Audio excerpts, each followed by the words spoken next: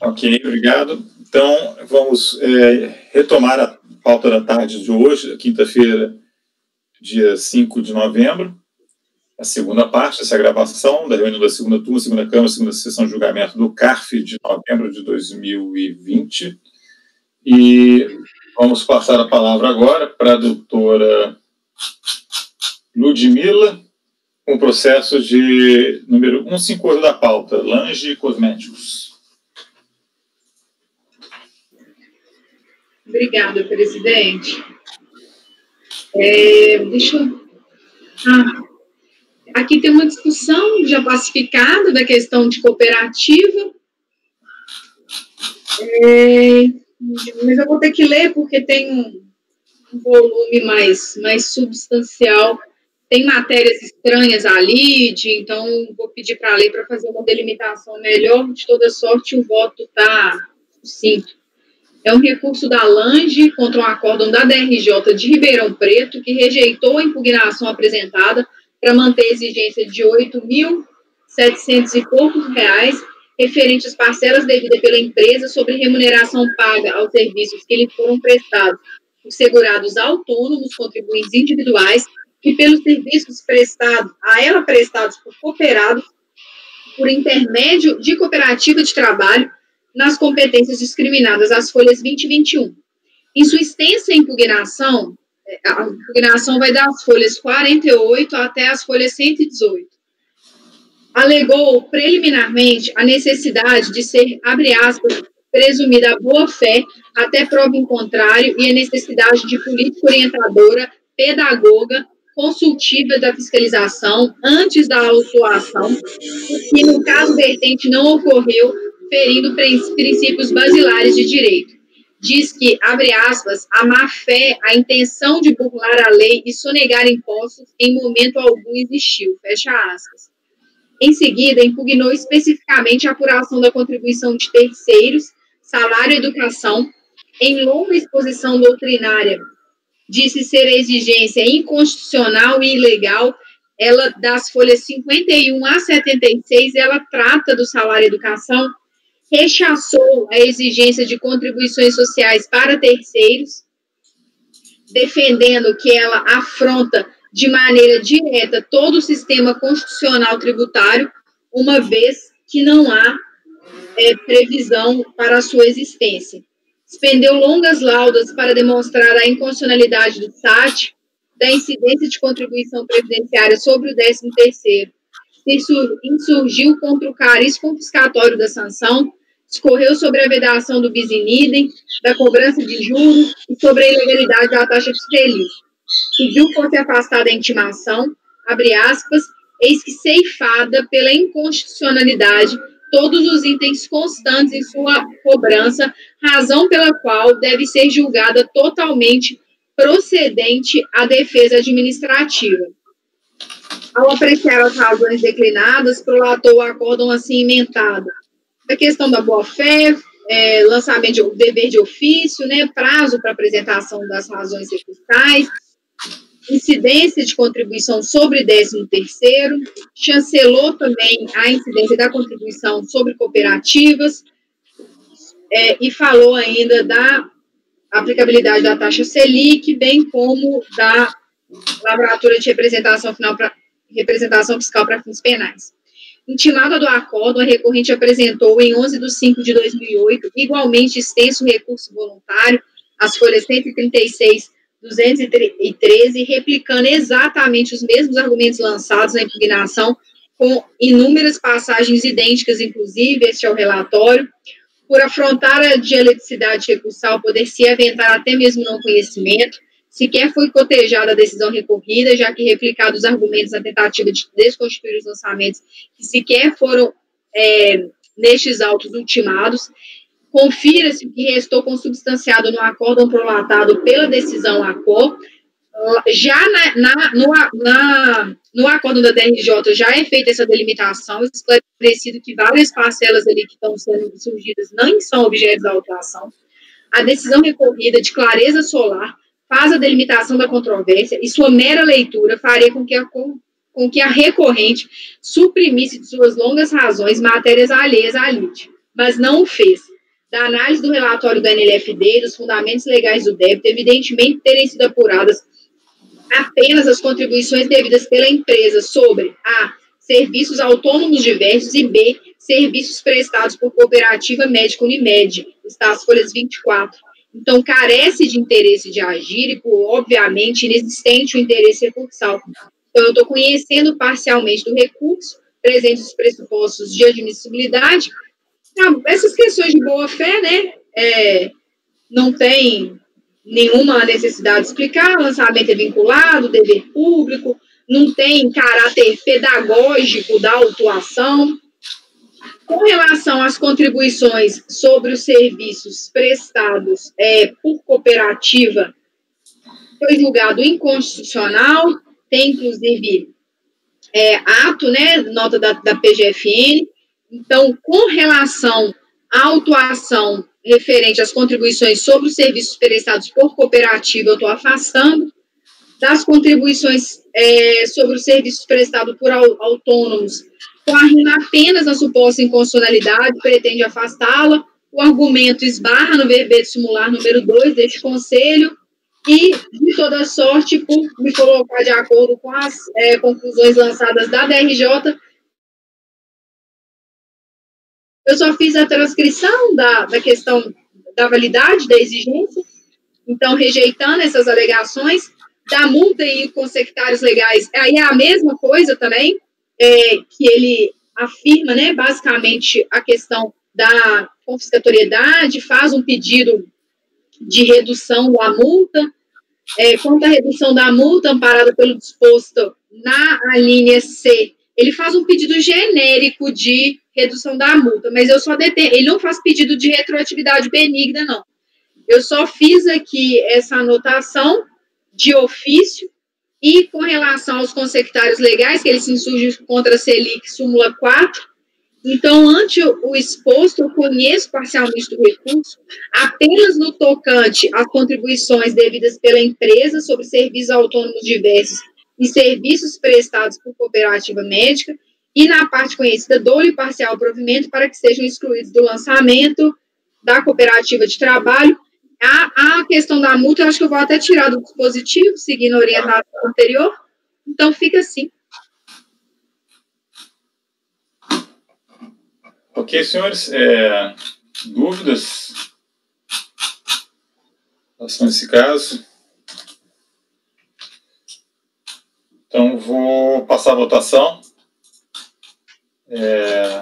Doutor Mário? Acompanha a relatora, presidente. Acompanho também. Sara? Também acompanho. Ricardo? Acompanho. Leonan? Acompanho, sim. Juliano? Acompanho a relatora, presidente. Também acompanho, então ficou conhecido em parte, para a parte conhecida, dar provimento no que diz respeito à exclusão dos levantamentos cooperativos de trabalho. Pode passar para o 159, por favor.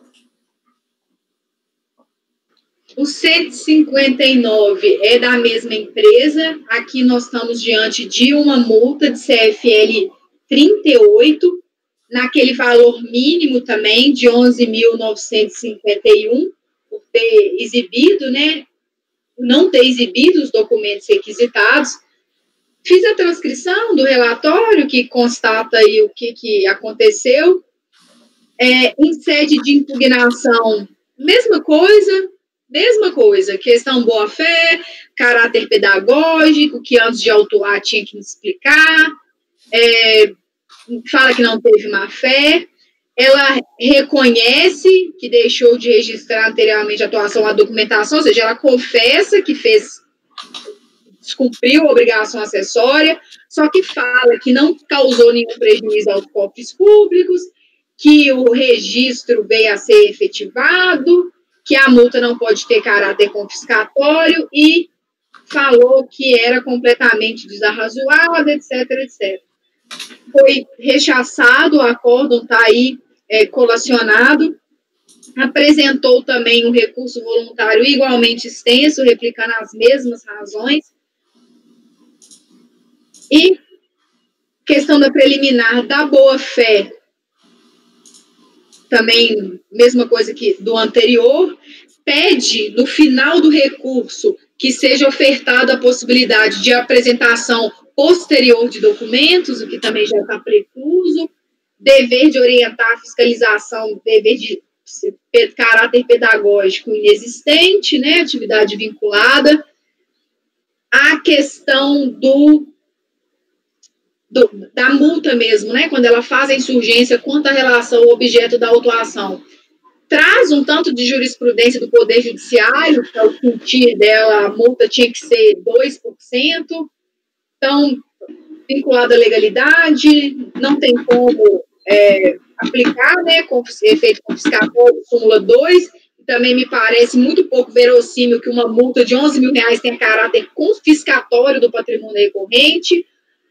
Ela confessa que não apresentou os livros e, de fato, demonstra... eu fiz o cotejo, na verdade, da documentação.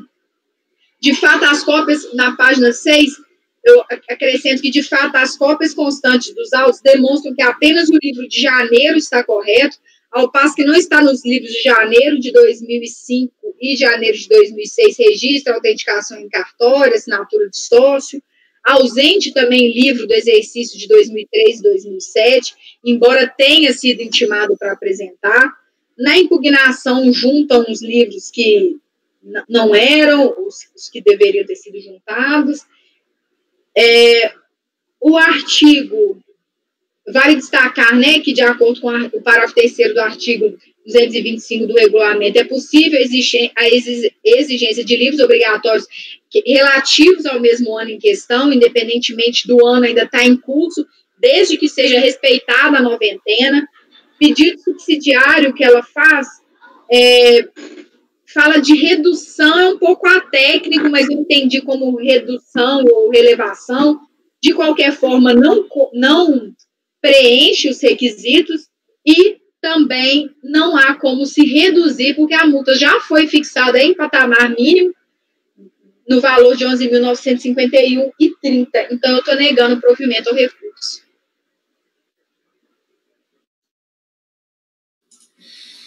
Senhores, prontos para votar? Por favor, Mário, como vota? Acompanho a relatora, presidente. Acompanho também. Também acompanho.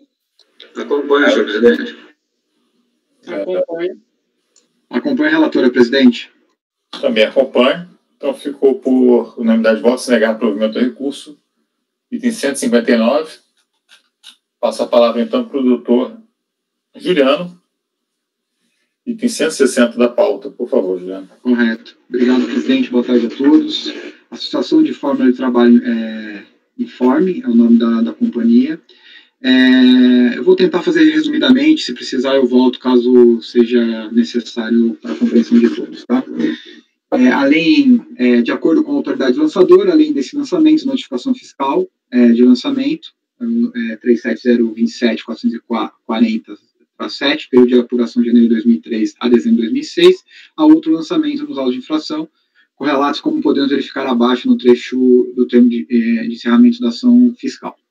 Sendo que nesta sessão de julgamento também apreciaremos o outro NFLD 37027.439/3, período de apuração de janeiro de 2002 a dezembro de 2006, matéria contribuição social previdenciária segurados. Aqui, ele está sendo autuado aqui, vale alimentação e vale transporte, tá? Na impugnação, ele alega primeiramente a tempestividade da impugnação, aduz constituir vale transporte, o seu pagamento em pecúnia, uma reposição dos valores gastos com despesas de locomoção do empregado até a localidade do labor, sendo, portanto, de caráter meramente indenizatório, além de decorrente de previsão do acordo coletivo de trabalho, firmado entre o sindicato e categorias. A indenização e emendas de julgados dos tribunais superiores de trabalho para concluir que tal auxílio não integra a remuneração do empregado. Requer, ante exposto, a interposição de presente ação fiscal, declaração nula, tomando sem efeito o crédito nela lançado, inclusive em seus créditos consecutários. Na impugnação, no acórdão, a DRJ BSA, indica que o recorrente deixou de se insurgir contra os valores de vale alimentação, concluindo que ocorreu a preclusão consumativa em relação a esta matéria nos termos do artigo 8º da portaria RFB 10.875. No Vale Transporte, o órgão julgador de primeira instância administrativa, em suma, entendeu que como correto o lançamento em relação ao Vale Transporte. No recurso voluntário, interposto em 24 de julho de 2008, o sujeito passivo reitera os termos da impugnação, reforçando suas alegações de não ser cabível a incidência de contribuição social previdenciária sobre o Vale Transporte, pagos em pecúnia aos empregados. Esses conselhos foram encaminhados a esse egrégio tribunal. Passo ao voto, o recurso é admissível em todos os seus aspectos. No mérito, inicialmente temos que a matéria que chegou a este egrégio conselho para ser analisada é somente a parte do lançamento referente ao Vale Transporte pago pelo recorrente. Tá? Aí eu faço um arrazoado aqui sobre o Vale Transporte, sobre os entendimentos do STF, e trago aqui no mesmo sentido do entendimento do STF, a súmula 89 do CARF, que no sentido e tendo como base o fato da matéria estar pacífico no STF, este respeitado tribunal administrativo sumulou a matéria, afirmando que as parcelas pagas a empregados a título de auxílio transporte não integram o salário de contribuição, e, portanto, não estão sujeitos à incidência de contribuição previdenciária, súmula 89. Por todo exposto, a razão recorrente quanto à não incidência de contribuições sociais previdenciárias sobre os valores de vale transporte pagos em pecúnia aos seus empregados. Ante exposto, voto por dar provimento do recurso. Esse é meu voto, presidente. Resumir, tá? Para facilitar, porque a matéria é pacífica. É só esse levantamento mesmo, né? Só esse levantamento, ele não se insurgiu contra o Vale Alimentação, já na defesa na impugnação, logo, para mim, isso já está consumado e a Receita deve cobrar essa parcela. Agora, contra a parcela trazida para discussão, a LID, estou dando razão a ele, porque já tem súmula do CARF a respeito da matéria. Ok. Dúvidas? Mário, como vota? Eu só fico com essa dúvida também. Será que não dá provimento? Fica claro que é só a matéria que está sendo enfrentada no recurso, assim. Sim, eu deixei isso bem especificado no começo do meu voto, tá? Se quiser, eu posso lê-lo aqui, Mário, talvez para ficar mais claro. Eu acho não é caso não, Juliana. É só a dúvida, eu fico na hora de executar lá. Provimento, então caiu a notificação. Né? Eu quero ouvir mais o presidente que tem mais experiência, né, no CARF também. Não, mas assim, se está bem específico, a gente não pode colocar isso no dispositivo. Se o contribuinte não recorre sequer de uma matéria, isso não pode, no dispositivo com certeza não pode constar, né? Porque não é nem em caso de não conhecimento. Se ele não está recorrendo, então já foi dado pela DRJ, mas na fundamentação deve constar, mas o Juliano está colocando, né, Juliano? Então, eu estou colocando que já na NESH. Né? Só botar aqui, letra negrito, caixa alta, não sei exatamente qual seria a opção. Mas, por exemplo, na emenda, não colocar matéria preclusa. Que ela foi preclusa já no. O que está precluso é uma coisa que ele alega, e a gente não. Se está precluso agora, o que está precluso. Deixou, né? Se é matéria. Seria não contenciosa, né? A matéria que não está na lide sequer, né? Seria não contenciosa, não é nem preclusa. Ok, eu acompanho o relator, presidente. Sim. Também acompanho o relator. Também acompanho. Também. Acompanho. Então, eu também acompanho e fico dar provimento ao recurso para a unidade de votos, né? Então, passamos ao item 161. O meu contribuinte, tá? Só que aqui o lançamento se refere a créditos previdenciários objetos presente no lançamento fiscal, destina-se a financiamento de seguridade social referente à contribuição previdenciária incidente sobre a eliminação do contribuinte individual calculado pelas alíquotas conforme abaixo. Trata-se de crédito lançado em favor da empresa empírica através da notificação fiscal número tal, cujo valor consolidado é de 573 mil. de acordo com o relatório fiscal, constitui fato gerador da contribuição previdenciária, objeto do presente lançamento fiscal, a remuneração paga devidamente acreditada à pessoa física contribuinte individual da empresa, calculada pelas alíquotas abaixo. Aduz ainda, referido relatório, que o pagamento de contribuições individuais foi identificado na contabilidade por meio dos lançamentos contábeis registrados a seguir. Então, cito aqui. Da análise da documentação, informações apresentadas pelo contribuinte acerca dos lançamentos contábeis registrados, nas contas relacionadas acima, constatou-se a existência de grande quantidade de pagamentos à pessoa física, notadamente prestadores de serviços eventuais e que não foram declarados em GFIP. Acrescenta que, assim apurado o crédito previdenciário incidirá sobre a remuneração oferida por pessoas físicas, que corresponde a todos os lançamentos contábeis constantes das contas acima alinhadas, exceto os que comprovam que se refere-se à prestação de serviços de pessoas jurídicas, segundo o empregado, com remuneração declarada em GFIP, segurados, contribuição individual com remunerações integralmente declaradas em GFIP. Essas remunerações foram verificadas por meio de exame de contabilidade e meio digital, fornecidos pelo contribuinte de forma prevista no mandade, aprovado pela portaria X aqui da FRP.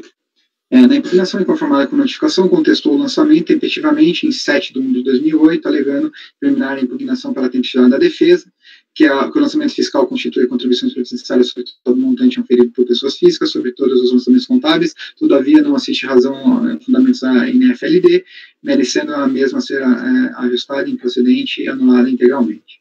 Que a NFLD não clara nas suas fundamentações, deixando subsistindo alguns aspectos por si só causa nulidade. No mérito, surge conclusão equivocada do auditor, pois todos os valores destinados das contas apresentadas correspondem à estrita realidade dos fatos. Argumenta que o erro de escritura, que não é o caso, pode ocorrer, mas não pode ser constituído motivo de arrecadação fiscal. Por fim, requer o reconhecimento total da nulidade, tornando-se sem efeito. A DRJ, no seu acórdão, primeira instância do Contencioso Administrativo Federal, negou provimento às defesas, na decisão a qual foram analisados cada uma das insurgências, alegando a alegação de falta de clareza do lançamento. Inicialmente, sua análise, a DRJ afasta a alegação da recorrente de falta de clareza do lançamento. A DRJ observa que a fiscalização observou todas as formalidades legais exigidas para a elaboração do lançamento, fazendo-se acompanhar de todos os relatórios criminativos, composições de crédito previdenciário, discussões em conformidade com o disposto no artigo 660 da Legislação Normativa 0305, discriminativo analítico de débitos, discriminativo sintético, eu cito as páginas, relativos ao lançamento fundamental de débitos, estando presente discriminativo dos valores que compuseram o salário de contribuição do lançamento por competência consecutiva dos lançamentos legais. Contribuição social, o órgão julgador de primeira instância administrativa, tributária federal, em suma, entendeu como correto o lançamento, nos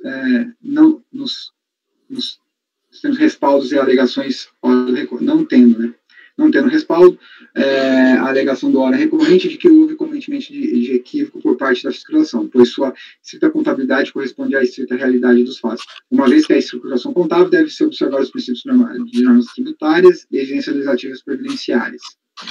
Deixo de ler aqui, eu coloquei um trecho aqui do acordo.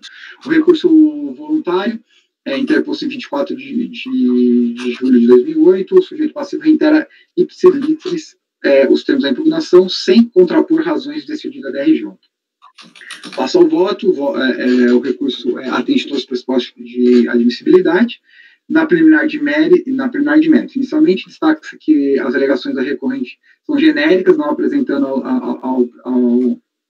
aos presentes autos qualquer documentação que afaste o lançamento objeto desses autos. Verificamos que na peça recursal o recorrente apresentou exatamente os mesmos argumentos trazidos na sua impugnação, não tendo trazido aos autos qualquer documento ou argumento a fim de contestar a DRJ, a conclusão do DRJ. Por essa razão, considerando o recorrente não apresentou as novas razões de defesa por meio do recurso voluntário e que a decisão da DRJ está correta em todos os pontos e conjuga com os entendimentos desse relator, adota os mesmos fundamentos e conclusões do voto da primeira instância administrativa fiscal federal de julgamento, e folhas 83 a 96, para fundamentar esse voto, conforme facultado pelo parágrafo 3º do artigo 57, anexo 2º da portaria 34315, regulamento interno do Conselho Administrativo de Recursos Fiscais. E CARF. Veja transcrito embaixo o acordo. Por todo exposto, voto por negar provimento de recurso. Esse é meu voto, presidente. Ok, senhores. São alegações genéricas, sem prova, e ele replica exatamente o que tem na impugnação. Então, estou replicando o voto aqui da RJ. Mário, como vota? Observação? Acompanho o conselheiro presidente. Martim? Acompanho. Sara? Também acompanho. Ludmila? Acompanho. Ricardo? Acompanho. Dona? Acompanho. Também acompanho. Então, ficou legal provimento ao recurso. Retorno a palavra para a doutora Ludmila para os itens 162 e 163 da pauta.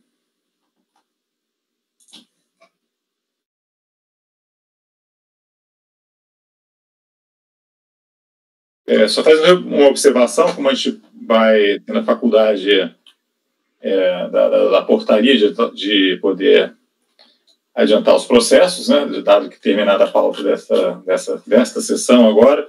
Então, quem tiver os processos aí já de amanhã, acho que é 168 em diante, né? Isso. Vocês podem já colacionando na pasta, tá? O 168 é meu. Eu posso mandar para alguém colocar na pasta para mim por causa do meu problema no sistema? Não tem problema. Se eu parar aqui, eu tenho que... Eu vou ler agora. Posso mandar? Manda para eu estou aqui meio atarefado com as atas aqui, mas... Tá. Manda para mim. Pode mandar para mim. Juliano, tá? Eu vou mandar no grupo, aí vocês olham. É só 168... Aí depois vai ser o Juliano, né? Depois, né, Juliano? Depois quase só sou eu. Tá. Então, o Juliano... E os meus já estão na pasta, tá? Ótimo. Só estou lembrando aí, porque também você não vai passar, não vai conseguir superar isso. Então, obrigado. Pode retornar depois dos minutos, por favor. Tá, só mandar para vocês aqui, um minutinho. Está mandando para o e-mail, é isso? É no grupo. Tá. É o do Alípio. Tá. Que aí a gente já agiliza aqui.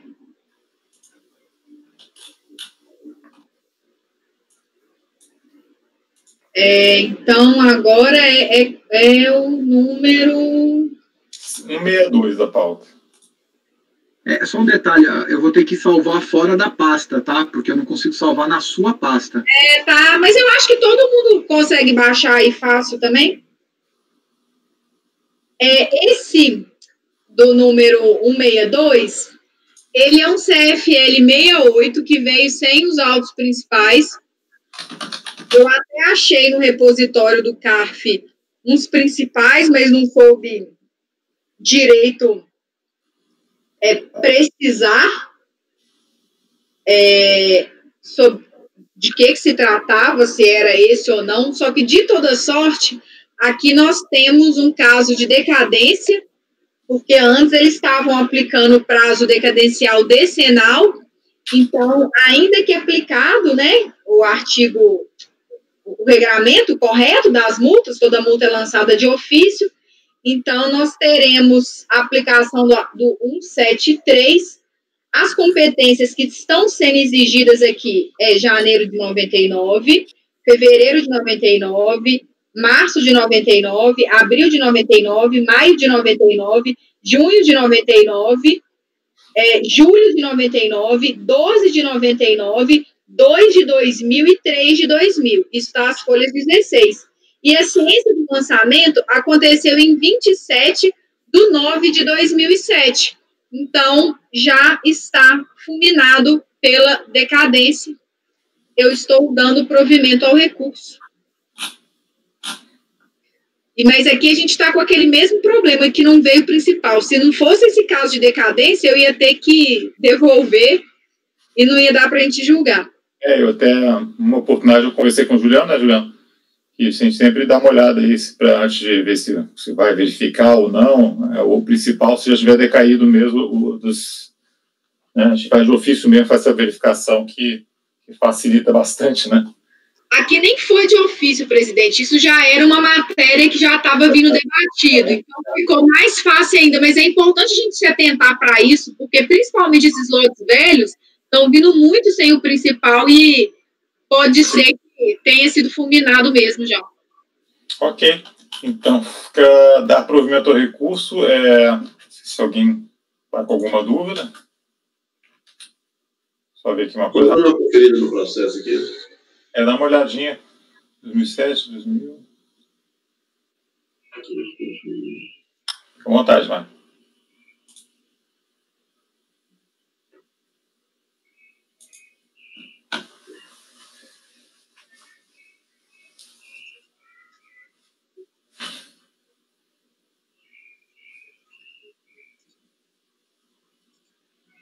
É um 68, né? É um CFL 68. O processo, né? O processo é 162. 162, tá? O 68 foi o que eu mandei, e aí agora que é de amanhã. Eu confundo. 62 é o serviço de hematologia.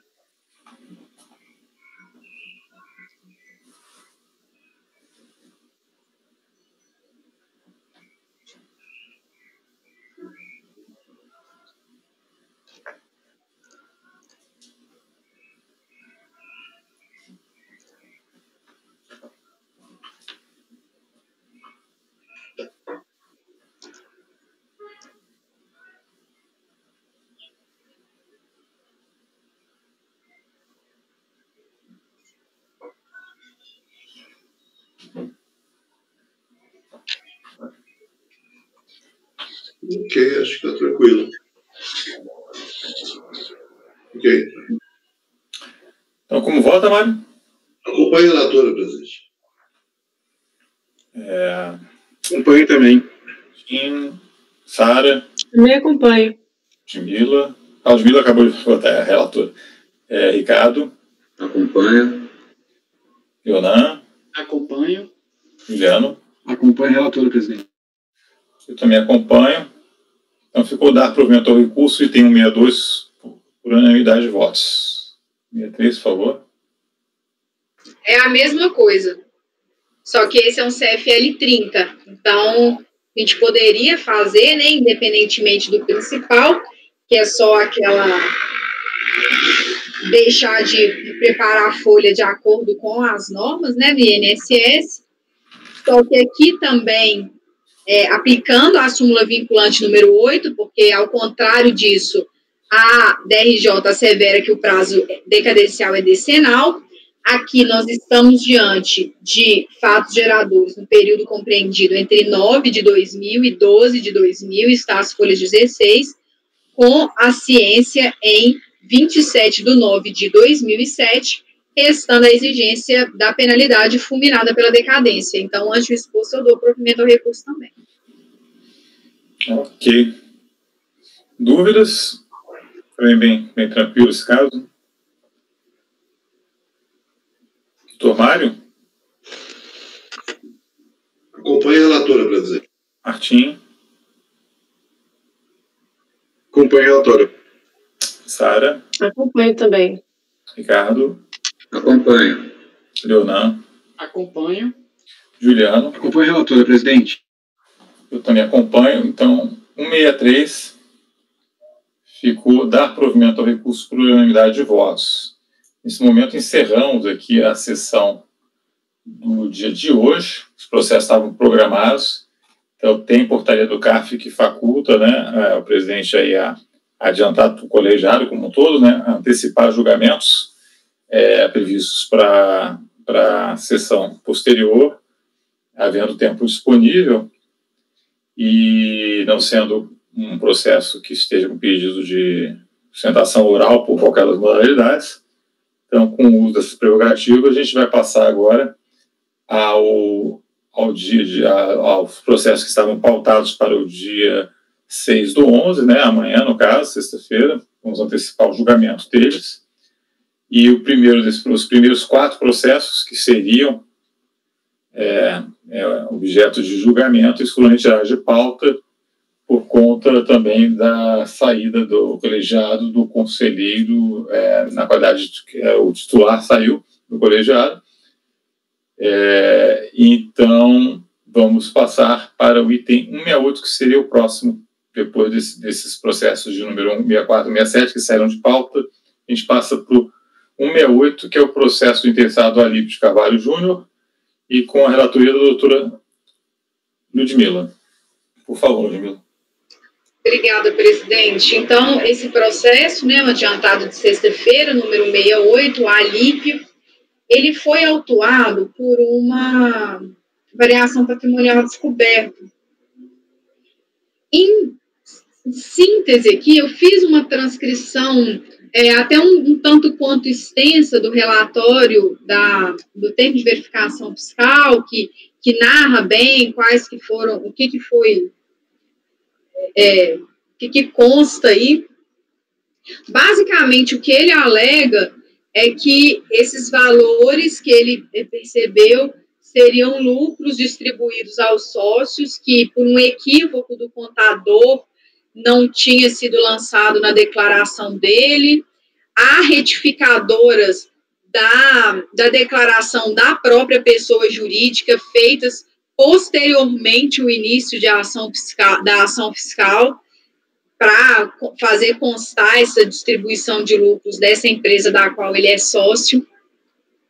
E o que ele pleiteia, em apertadíssima síntese, é que sejam essas informações inseridas na retificadora da pessoa jurídica a ele aproveitadas. Ele afirma que são pessoas distintas, então que ele não tem nenhuma relação com os equívocos perpetrados na declaração da pessoa jurídica, e apresenta essa retificadora posteriormente ao início da ação fiscal.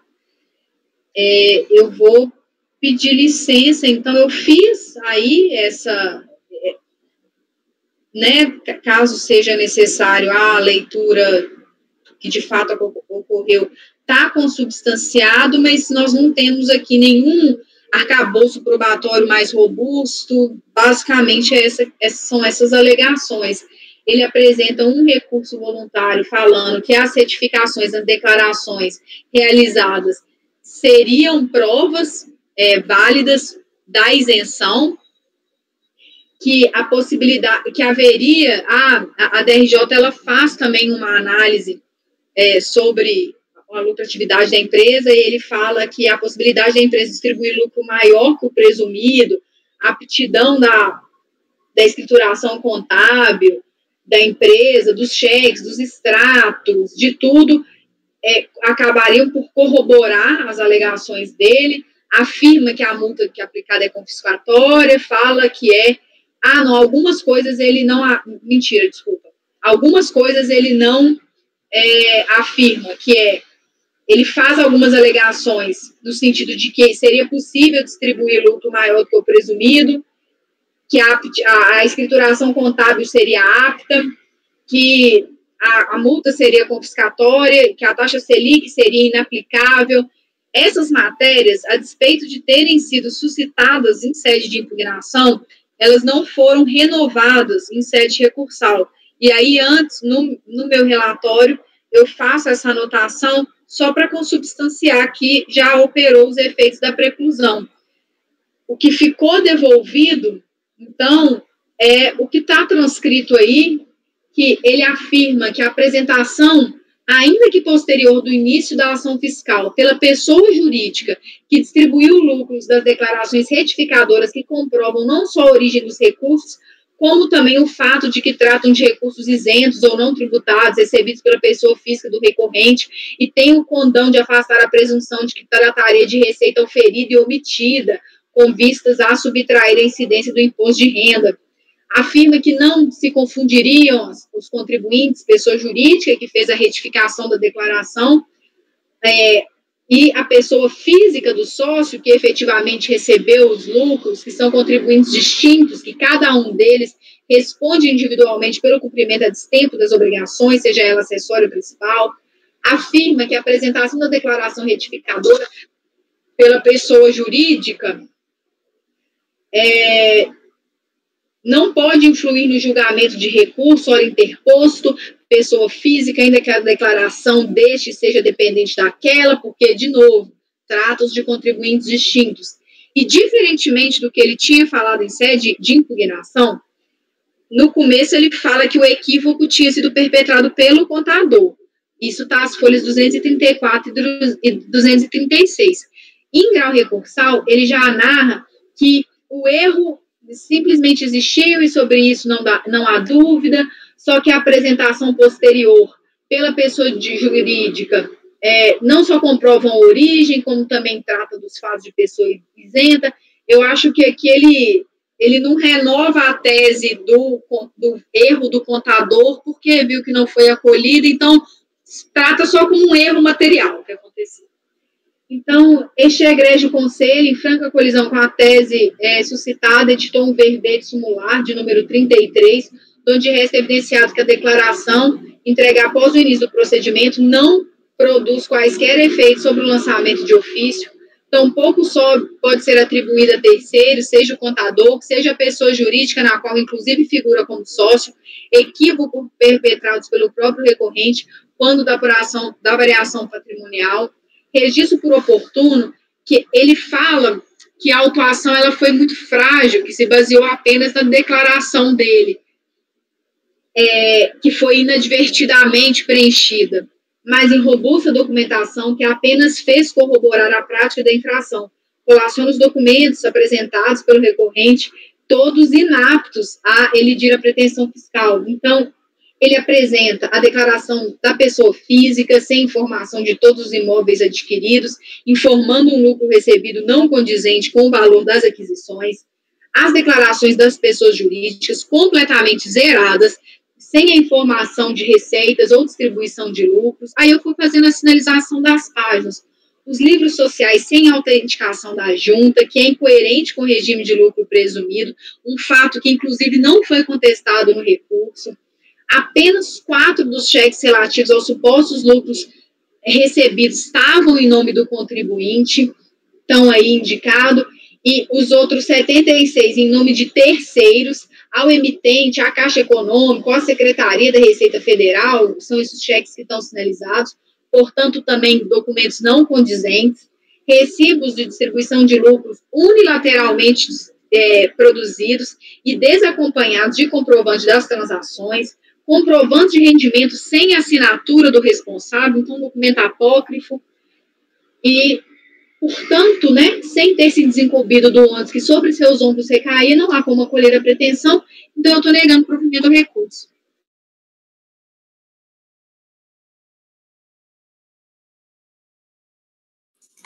Ok.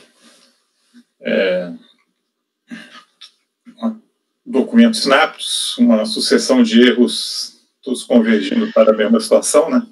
Nunca para apuração maior, mas sempre para apuração menor do imposto. Uma situação deveras pouco sustentável, digamos assim. Mas, enfim, eu não sei se alguém quer tomar vista ou ter algum questionamento, senão a gente passa para a votação.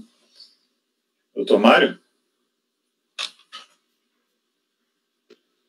Ok, só um detalhe aqui, Ludmila, se eu tiver aceitar a sugestão, lá no PAF, o 7235, ele é claro na hora que ele fala que o início do procedimento exclui a espontaneidade do sujeito passivo em relação aos atos, independente de intimação dos demais envolvidos nas infrações verificadas, que é justamente a retificadora da pessoa jurídica que ele é sócio, inclusive, né?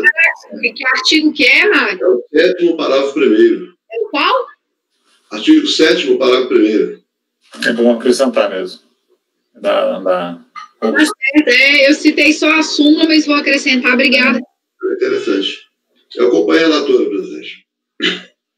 Martim? Também acompanho, relatora. Também acompanho. Ricardo? Acompanho. Leonan? Acompanho. Juliano? Acompanho a relatora, presidente. Também acompanho. Então, vou negar provimento ao recurso para o item 168. Obrigado, Ludmila, mais uma vez, e passa a palavra para o doutor Juliano, novamente também. Item 169 da pauta. A Ludmila quer falar? Pode falar, Ludmila? Eu vou pausar minha gravação, então, porque eu preciso de pegar os processos do Juliano. Tá, não precisa... O apoio está gravando, está certinho, só para a gente... Ok. Não, só a Ludmila pausa, tá? Os outros continuam gravando. É breve a interrupção. Tá?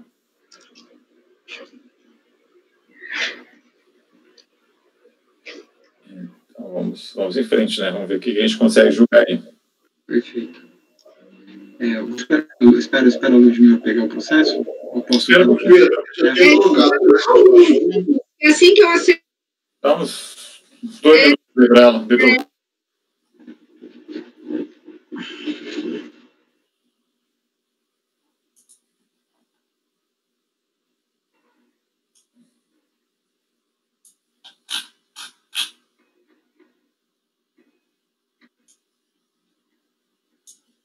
Começar, Mário, então você chegou a ver aquele processo mesmo? Tem informação? Não tem? É o item 149? Ainda não, né, chefe? Tem que... não tem não? Então tá. Continua, fica ainda vista de mesa ainda, tá?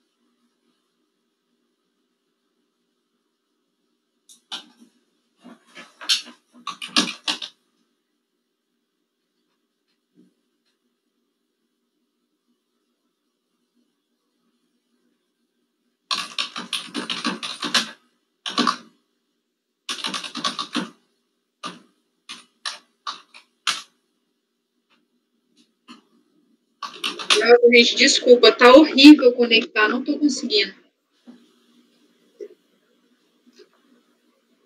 Acho que você pode. Tá. Eu não entendi, você não consegue. Na minha pasta, eu tirei o VPN aqui de novo, vou tentar. Pode encaminhar, o que você acha? Pode. Colocar na pasta, né? Não. O Juliano pode encaminhar então, né? Eu posso encaminhar para a Ludmila aqui, rapidinho. Eu acho que pode ser. A gente não sabe quando é que consegue resolver o problema dela, né? Então. Tá indo aqui, mas tá lento. Eu acho que esse horário fica muito. E-mail tá fácil aqui. E-mail. Peraí, foi. Parece que foi. Foi. É 169 em diante, né? Isso, Ludmila, 169 em diante, até o 177, é isso?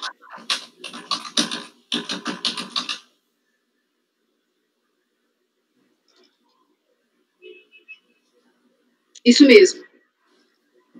Copiando aqui, rapidinho.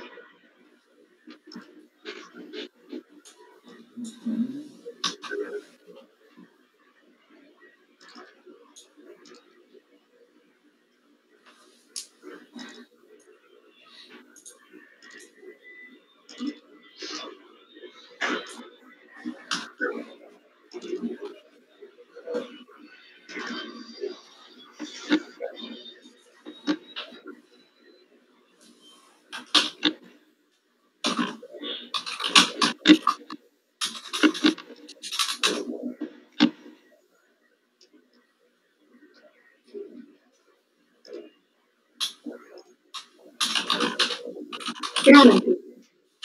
Eu vou voltar a minha gravação. Obrigada, gente. Ok.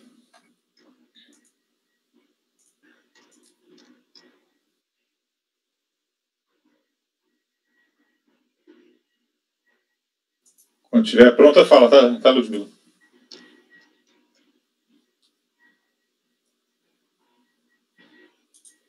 Opa, tô pronto. Então pode prosseguir, Juliano, por favor. Então, tá bom. Só relembrando, nós estamos agora no item 169 da pauta, interessado Fernando Tasso Fragoso Pires. Perfeito. Falando ainda de imposto sobre a renda da pessoa física. Pode ser um pouquinho mais alto, Juliano? Alô? Tá me escutando bem agora? Eu aumento aqui o meu volume, não tem problema. Eu posso falar mais alto, sem problema. Tá bom sim, tá bom. Tá bom? De nada. Trata-se de impugnação à notificação de lançamento, de folha 6, lavrada em face ao contribuinte acima identificado, em decorrência de revisão de sua declaração de ajuste anual de imposto de renda, referente ao exercício 2006, ano calendário 2005, tendo sido apurado o crédito tributário de 55.985, já acrescido de multa de ofício e juros de mora. Conforme o documento de descrição dos fatos de enquadramento legal, folha 7, foi apurada a omissão de rendimentos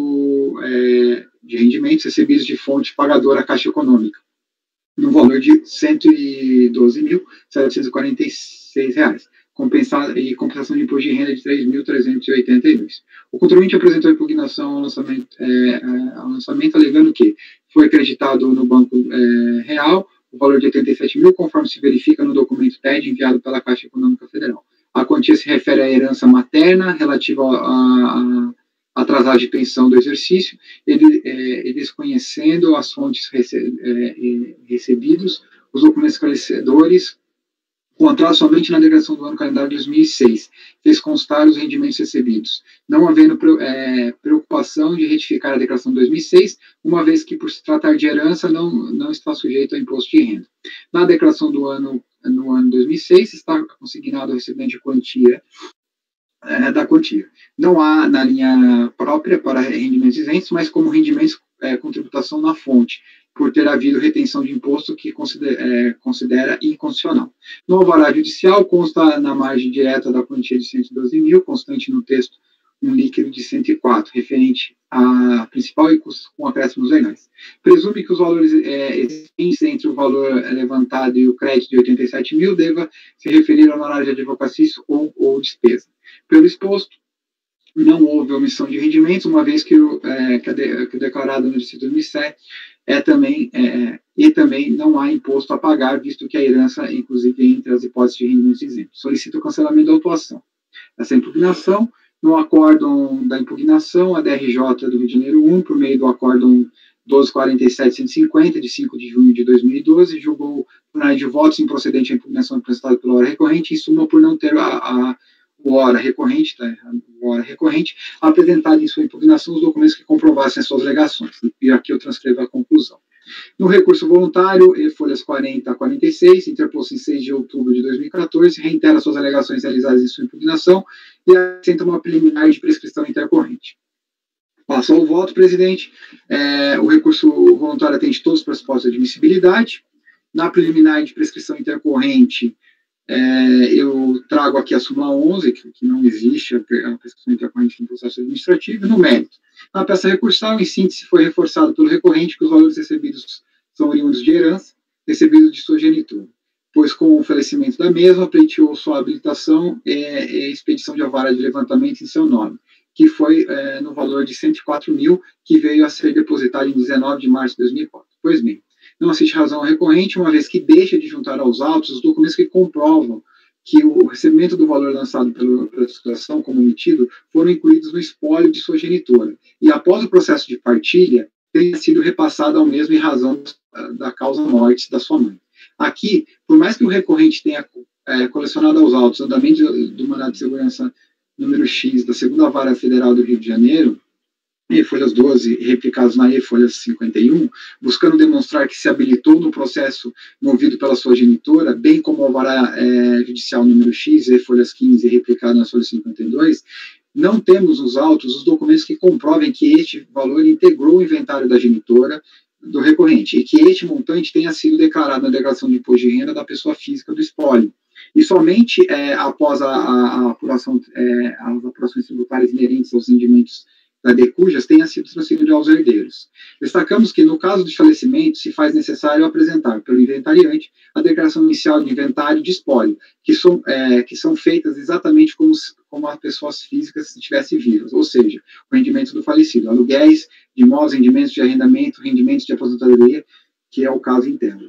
deve ser declarado juntamente com os bens de que dispunha, sendo apurado o IRPF, aplicando-se a tabela progressiva do imposto, bem como as respectivas deduções permitidas em lei são facultadas. No final da partilha, o inventário deverá apresentar a declaração final de espólio, que contemplará os rendimentos recebidos no período e compreendido entre 1º de janeiro e a data de encerramento da partilha mediante a utilização do programa gerador próprio, sendo o IRPF calculado mediante a utilização da tabela progressiva mensal multiplicada pelos meses a partir de janeiro até a data da decisão judicial, ainda que os rendimentos sejam referentes a apenas 1, 2 ou 3 meses.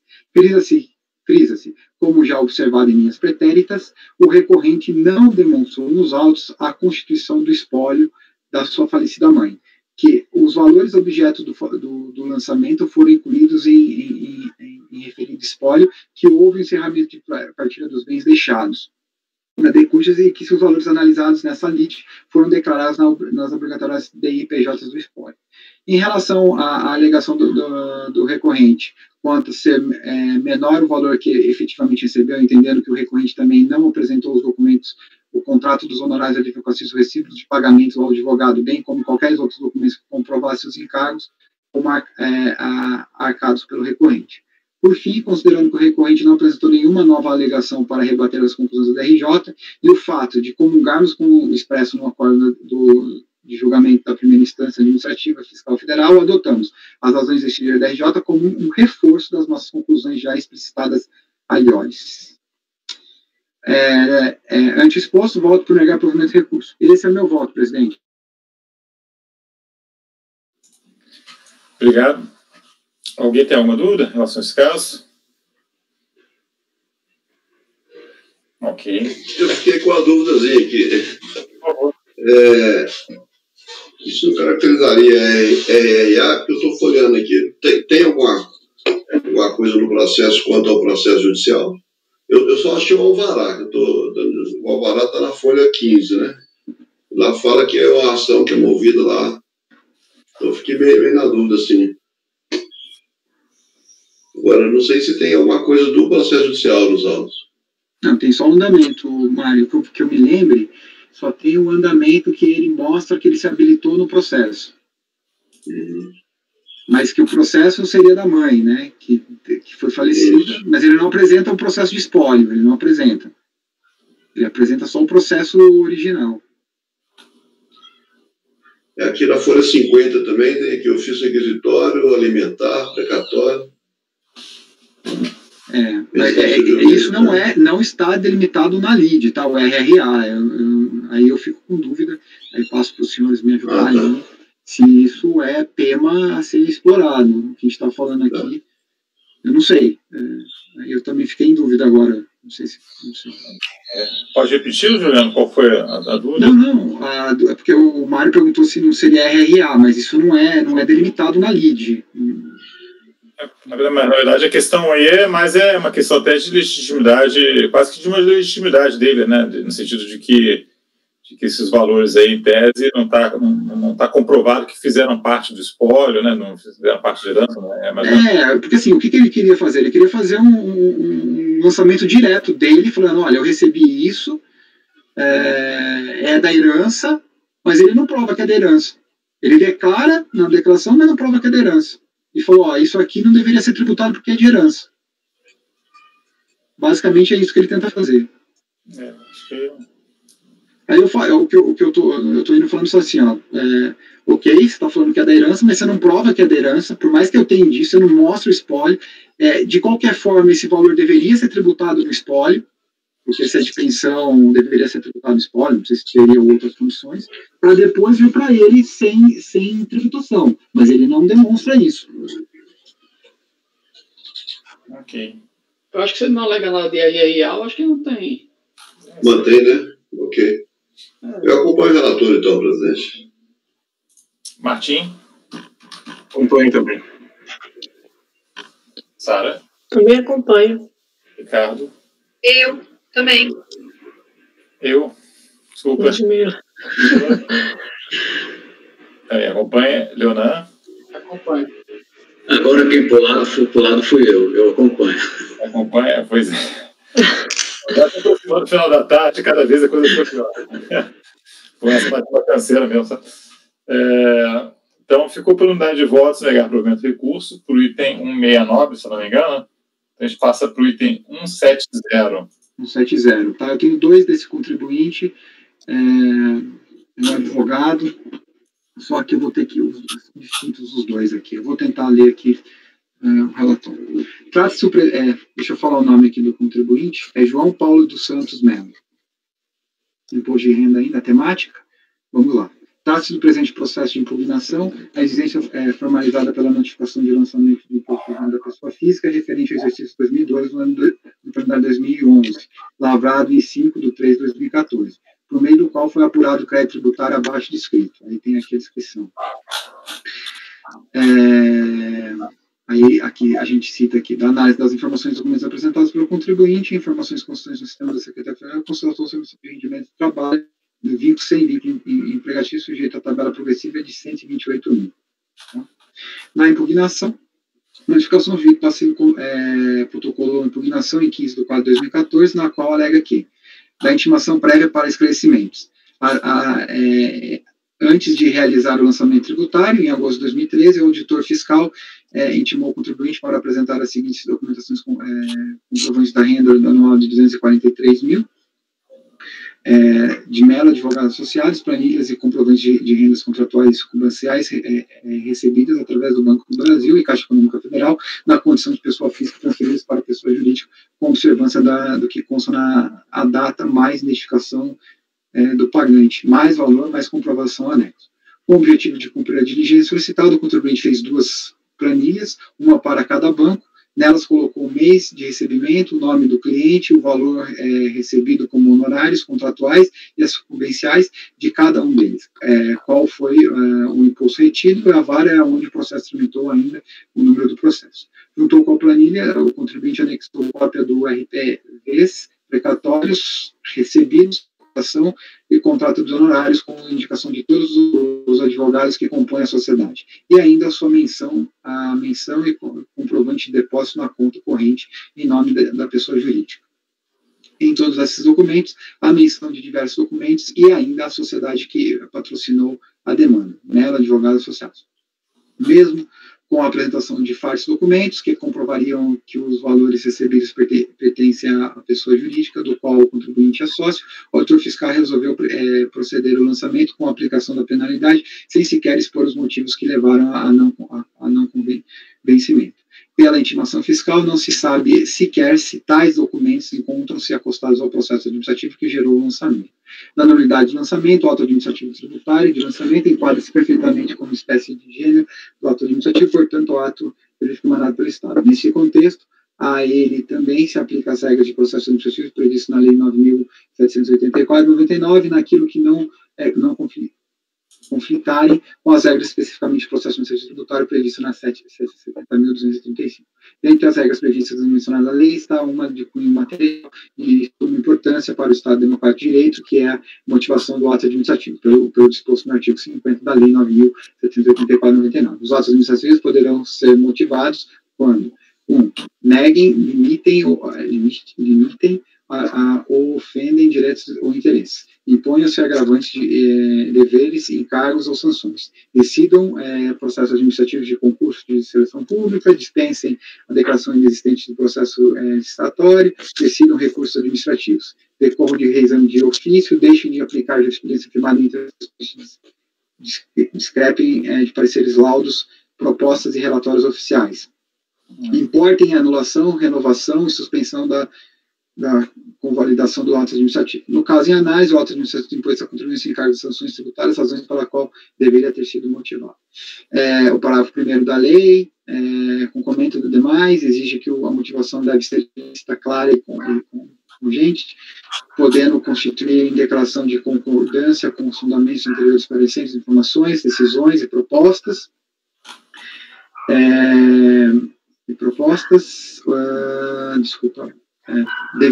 Deveria, por obrigação legal, o fisco informar por que tais documentos não são suficientes para a comprovação do que o contribuinte pretende, a motivação dessa decisão é de suma importância para que o direito de defesa do contribuinte, portanto, o saber o motivo que levou ao lançamento ele poderia apresentar mais documentos, pedir diligência, enfim, tentar convencer por outros meios que não comentou em lícito omitir os rendimentos. Dessa forma, antes de apresentar os fundamentos do mérito, sustenta o contribuinte preliminarmente a nulidade do lançamento. No mérito, na defesa de mérito, no dia 23 de 2004, o contribuinte e seu sócio formalizaram o contrato de construção de sociedade civil de advogados, criando a mera advogados associados, CNPJ citado. A sociedade foi registrada na Ordem de Advogados em setembro de 2004. No instrumento contratual, ficou estabelecido, dentre outras coisas, que os honorários advocatícios seriam rateados em partes iguais e que se pode extrair da leitura das cláusulas que tratam do resultado financeiro. Dentre dessas perspectivas, incontroverso que há uma sociedade profissional com a autonomia patrimonial que tem como sua receita os honorários advocatícios oferidos por todos os seus sócios.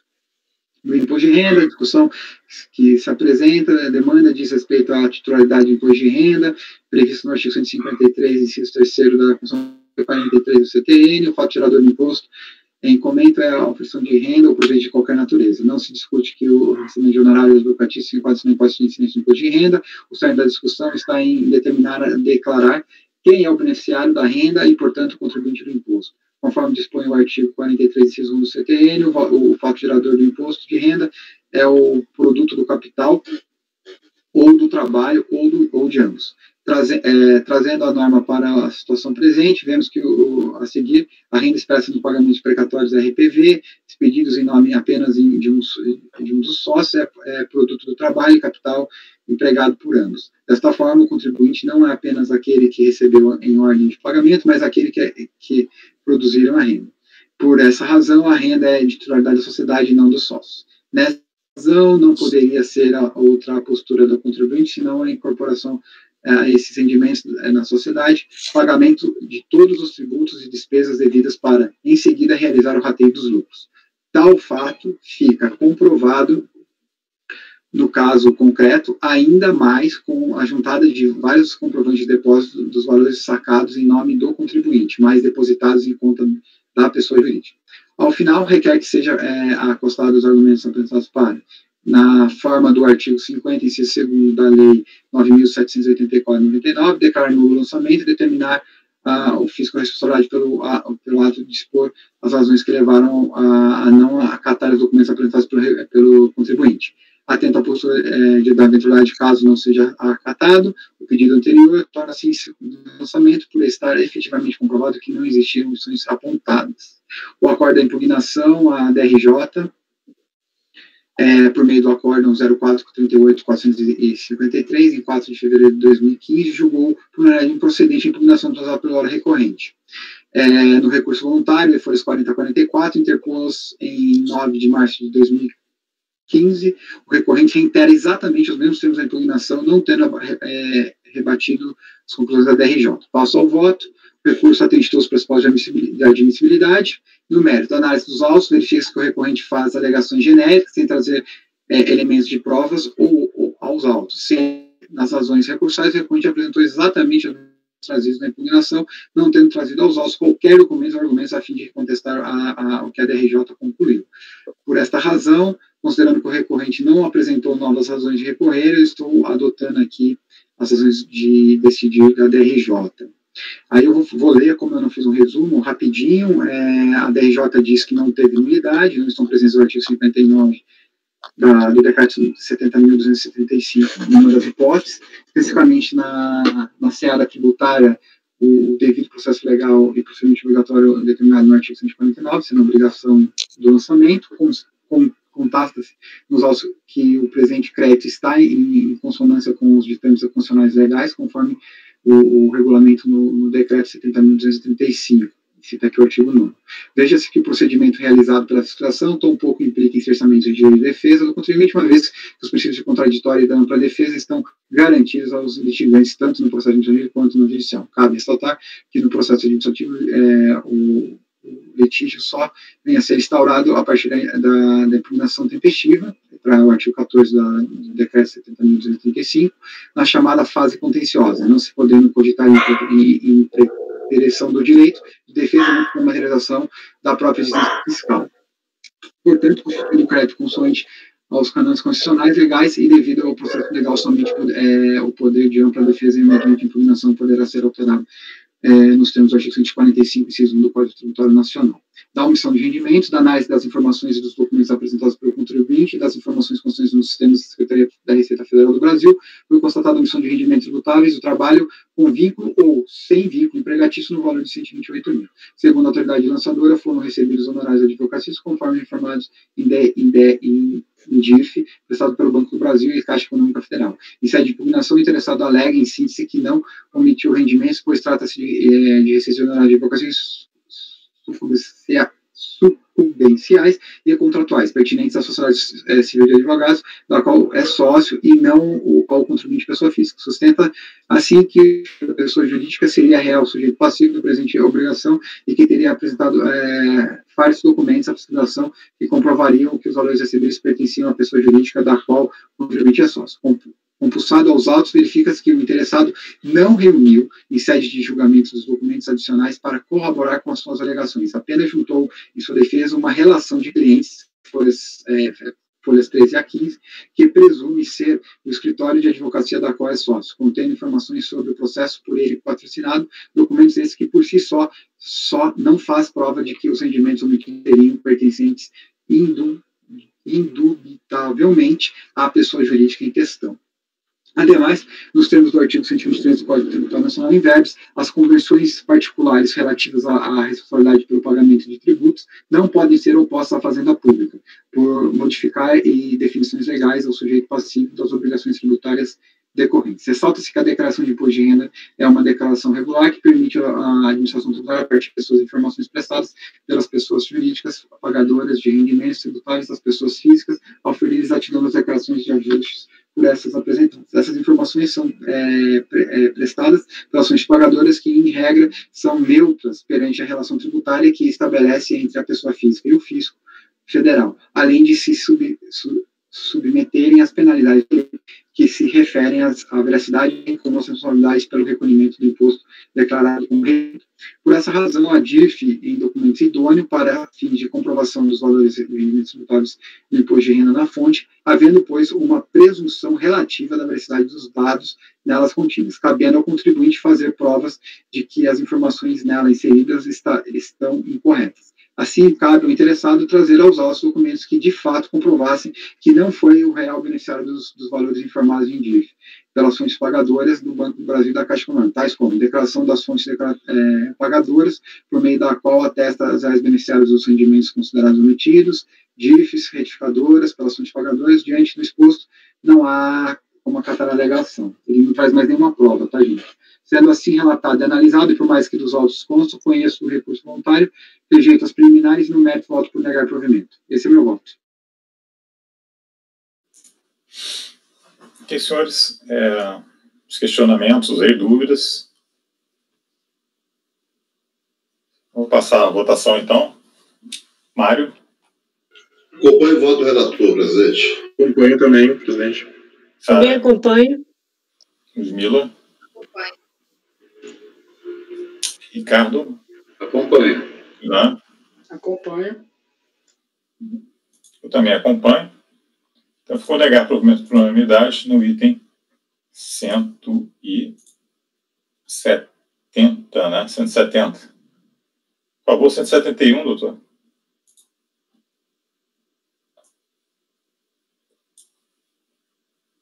Juliano, o microfone, Juliano. Desculpa, presidente. É o mesmo contribuinte. O ano calendário é outro, tá? Só que neste caso, para este ano calendário específico, ele entrou com uma ação judicial para discutir as questões na justiça, tá? Então, aqui eu deixo de ler o relatório todo e vou aqui diretamente a um ponto aqui, ó. Como a postura da administração e outras oportunidades não acatou a defesa administrativa formulada, a empresa Mello Advogados e seu sócio João Cosme de Mello e João, eu estou na página, desculpa, gente, estou falando aqui, nem sei, na página 4, tá? Mello Advogados e João Paulo dos Santos Mello ajuizaram a ação pleiteando que o judiciário declare a titularidade da verba informada pela Caixa Econômica no processo total, que tramita na 6ª Vara da Seção Judicial do Estado do Rio Grande do Norte. No dia 31 de março de 2001, o magistrado singular julgou procedente o pedido para declarar como sendo oriundo do exercício da advocacia os rendimentos objeto do lançamento em discussão. Nas fundamentações afirmou o magistrado que assiste razão aos autores no sentido de reconhecer como da sociedade e não dos autores, pessoas físicas, as receitas informadas na Caixa Econômica Federal. O objeto do lançamento tributários, portanto, é descabida a imposição de penalidade em virtude do equívoco enquadramento dessas receitas como sendo dos autores. Como se vê, o entendimento esboçado nos autos foi de encontro ao decidido prolotado, razão pela qual merece ser reticado o lançamento tributário. Afinal, requerem submissão do lançamento. Tá? Isso ele segue de impugnação. No acordo, a terceira turma da DRJ de Campo Grande, por meio do acordo 0438-454, de 4 de fevereiro de 2015, julgou não conhecer da impugnação apresentado pela hora recorrente. Em seu acordo, aponta que o hora recorrente ingressou com ação judicial que tem como objeto a mesma matéria do lançamento em análise. E aqui cita aqui o trecho. Tá? E a gente relacionou aqui. Neste contexto, transcreve o ato normativo 03, que estabeleceu que a concomitante de ação judicial com o mesmo objeto de defesa da administrativa resulta em renúncia da instância administrativa. No recurso voluntário, em folhas 38 a 41, interposto em 9 de março de 2015, o recorrente ataca a decisão da DRJ, afirmando que a ação judicial citada na sua peça de defesa inaugural tinha como objetivo suscitar a discussão sobre o procedimento incorreto de cruzamento de dados e com a ação judicial foi ajuizada em 2009, tratando de outros anos calendários 2004 a 2006, e o lançamento ocorreu somente em 2011, relativo ao ano calendário 2007, ficando demonstrado que não havia concomitância entre a ação judicial e a defesa administrativa. Em 23 de fevereiro de 2018, foi acostado aos autos o andamento das peças citadas da ação judicial, folhas 49 e 89. Neste contexto, os autos foram encaminhados para o CARF, sendo posteriormente distribuídos por sorteio público para este relator. Vamos aqui ao voto da admissibilidade. O recurso voluntário atende todos os pressupostos de admissibilidade intrínsecos relativos ao direito de recorrer e intrínsecos. Do mérito, pois bem, diferentemente do que alega o recorrente, a ação judicial do processo número tal abrange sim os rendimentos percebidos em 2007, ano calendário objeto do lançamento, sendo discutido na referida medida judicial o período compreendido entre o ano 2004 e 18 de agosto de 2009, como podemos verificar com o andamento processual constante entre outros nas folhas 52, 55 e 56. Vejamos, eu transcrevo.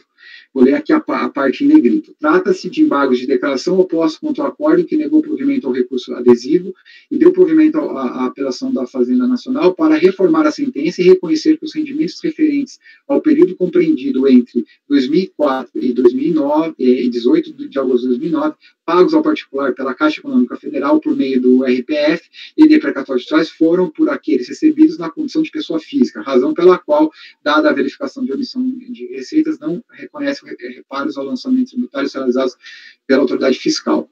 Aí em outros trechos cito condições mesmos posicionamentos na justiça, que é o período abrangido é bem maior, cito todos aqui.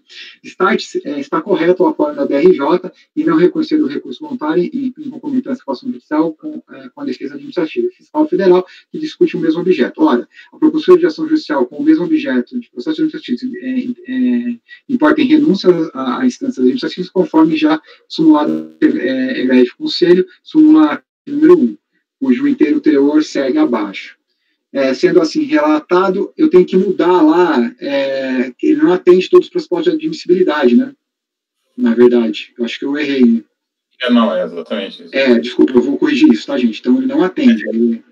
Pode dizer que ele é tempestivo, portanto... Não, você pode dizer que, apesar de ser tempestivo, o recurso não pode ser...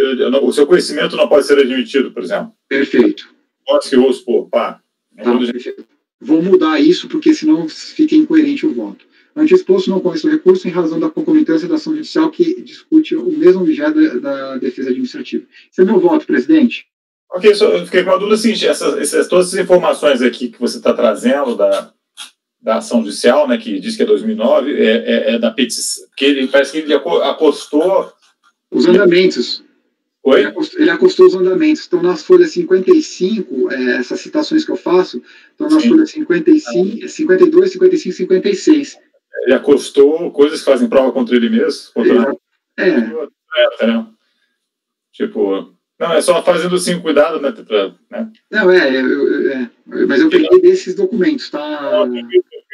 Você pode colocar que, conforme documentos que ele próprio acostou nos autos, a sua narrativa não condiz com o que consta nos processos judiciais e tal, né? Eu deixo isso mais consignado. Porque muitas vezes mas assim, tipo, de uma maneira geral, se a gente está citando decisões judiciais, né, a gente se tiver tirado da internet, é bom de frisar que são informações públicas disponíveis na internet e tal, tá? E aqui eu não sei exatamente de onde veio essas informações. Presidente, muito bem colocado, realmente, eu lembrei agora, tá? Neste caso específico, eu não tirei da internet, está nos autos, mas não está claro que foram ele que acostou. Me parece que foi o próprio órgão que procedeu pelos processos. Se a gente for lá, deixa eu abrir aqui. Aí aquela coisa, né? Em tese também é importante, no caso, né? Você pode ter feito isso, eu só estou fazendo, né, algumas colocações. Qualquer coisa que a DRJ traz para os autos, assim, que tem uma consulta pública, é bom estar conferido, assim, em tese, né? Tipo assim, mas acredito que seja, acho que não acho que não seja motivo, né, para mudar nada aí no teu voto, tá? A relação entre o processo e referir ao mesmo processo, tudo isso eu vi, e ao contribuinte, tudo está correto. Só que o andamento, eu não consigo falar que esse andamento foi o próprio contribuinte, pelo que eu lembro. Foi acostado aos autos, está lá nos autos. Está nos autos, né? Está nos autos. Está integrando o processo, não tem problema, né? Porque, mas aí que eu te pergunto, tipo assim, ele no recurso voluntário, ele diz... Tipo, a DRJ diz lá que a DRJ, isso foi acostado aos autos pela DRJ, por quem exatamente? Peraí, deixa eu olhar agora aqui, peraí. É uma coisa assim, né, tipo, se ele não trouxe nenhum argumento, bom, se está aqui na decisão judicial, nessas peças judiciais que é até 2009, ele se insurgiu contra essa conclusão, ou ele repetiu simplesmente a combinação sem nem se... Então faz, vou repetir mesmo. Entendeu minha dúvida? Entendi. O termo de juntada, a gente está a partir da página 48 dos autos, tá? Solicita a juntada de documento, não tem petição anterior.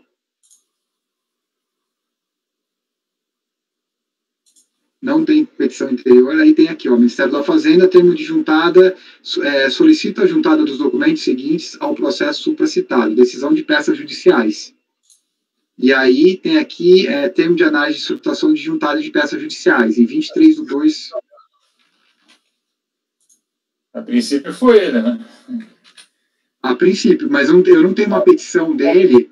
Nessa página, vamos lá. Qual que é a página? 48. A partir da 48, que é o termo de juntada. O documento está nesse bolo ou não? O documento está posteriormente.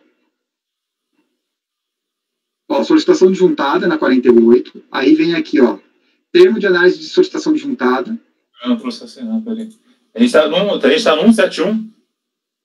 A gente está no final 08. Final 08? Peraí, deixa eu ver aqui. Estava no processo errado aqui, desculpa. Não. Final 08. É 171, sabe? 171 é o... Tá, vamos com calma aqui, 171. Mas 171 meu aqui. Item 171 tá com final. O cabeçalho tá como? Tá errado, não. Olha lá.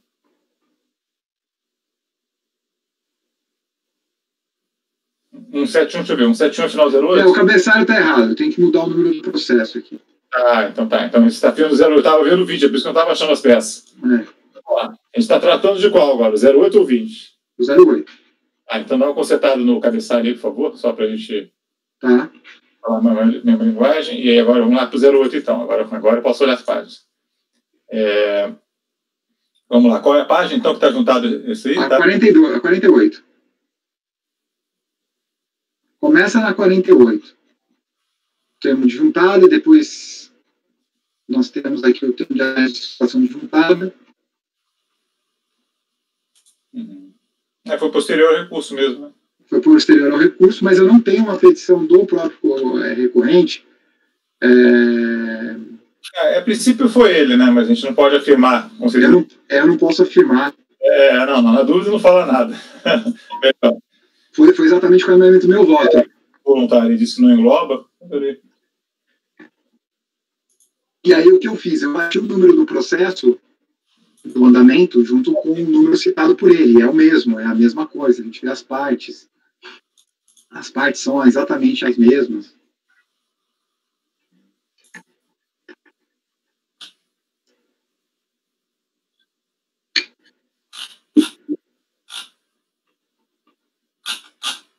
E tudo, eu analisei esse andamento exatamente para ver se o período que compreendia a ação é correspondente ao período do lançamento. Na verdade, ele não traz nenhuma razão de defesa aqui em relação a essa questão específica. Tá? Ele só diz simplesmente que ele defende que não abrange a matéria, mas é uma frase... Período, o que foi autuado depois... Tá... Então tá, estou satisfeito aqui, não tem problema. Eu fiquei na dúvida, sabe, de onde que vinha essa informação aqui, foi tá estranho, ele trouxe posteriormente ao recurso voluntário, ele trouxe um monte de documento que faz prova contra as próprias razões dele, né, quer dizer, demonstra a concomitância, mas tudo bem. Não sei se alguém tem alguma dúvida mais, senão a gente pode passar a votação. Mário? Acompanho o relator, presidente. Martim? Também vou acompanhar o relator. Sara? Também acompanho. Sara, não sei se você está invisível, mas tá aí, né? Tá. Não, tranquilo, se necessário, pode ficar, porque estava aparecendo com a câmerazinha, estava aparecendo com a câmera ligada, mas o rosto não estava aparecendo, né? Tava estranho, não estava acontecendo. Tá. Acompanho. O Ricardo, que eu pulei? Ricardo não pulei, Ricardo. É o Ricardo. Ricardo. Acompanho. Leonan. Acompanho. Eu também acompanho. Então fica negar provimento do recurso item 71. Pode passar para o item 172, por favor, Juliano. Correto. João Todos os Santos de Barros é o recorrente, tá? A gente vai tratar exatamente o seguinte: no recurso, a viúva fala que ele morreu e que porque ele morreu não deveria ser anulada o lançamento. Esse é o recurso voluntário, tá? Esse é o recurso. Quem sabe ela tem razão, né? Vamos ver o que ela fala. Não, ela só fala isso. Em procedimento de revisão interna da declaração da Receita Federal, no calendário 2004, foi lavrada a notificação de lançamento de folhas 22 a 26 e que foram apuradas deduções indevidas de pensão alimentícia judicial em 269 mil e compensações devidas de imposto de renda retiro na fonte 78 mil sobre os rendimentos recebidos do Banco JP Morgan. Em virtude dessas infrações, foram apontados impostos suplementares de 69 mil, imposto de renda sujeito a multa de mora de 73 mil reais. Após ter sido certificada a notificação de lançamento, folhas 22 a 26 e 17 de 2 de 2009, mas o contribuinte apresentou em 26 de 2 de 2009 a impugnação de folhas 2 e 3, valendo-se em síntese dos seguintes argumentos. O interessado não poderá ser responsabilidade pelo não recolhimento de imposto do IRR-fonte, pela 14ª Vara do Justiça do Trabalho, o contribuinte faria a redução de pensão alimentícia judicial e de honorários advocatícios que foram omitidos da declaração entregue. A DRJ do Rio de Janeiro 1, 18ª turma, por meio do Acórdão 292.536, em 4 de fevereiro de 2003, ou por maioria de votos procedente em parte de impugnação apresentada pelo hora recorrente sobre os fundamentos a seguir descritos. Da pensão alimentícia, identifica que o hora recorrente não apresentou nos autos sentença judicial que estabeleceu o pagamento de pensão alimentícia judicial para Rosemary Charles e Bruna Charles. Por outro lado, foi acostado a um mandado de citação do interessado numa ação de execução de alimentos promovida pela Bruna Charles para cobrar valor de pensão alimentícia que o contribuinte não teria pago. Aqui o órgão julgador de primeira instância administrativa fiscal federal entendeu que mesmo que fossem aceitos os documentos da ação de execução de alimentos como hábeis para acatar a dedução do suposto valor de pensão alimentícia, às vezes como pagos no ano do calendário de 2004, a hora recorrente não juntou aos autos documentos que comprovassem o efetivo referimento ao pagamento de pensão alimentícia, concluindo que, diante da falta de comprovação do pagamento da pensão alimentícia, por parte interessado no ano do calendário de 2004, cumpriu configurar-se a glosa capitulada na notificação do lançamento. Nos honorários advocatícios, nesse tópico, a RJ entendeu que tão pouco há que se cogitar a indeção dos valores não declarados que tinham sido pagos a título de honorário advocatício, a notificação de lançamento. Não alterou os valores de rendimentos informados pelo contribuinte na declaração de exercício 2005.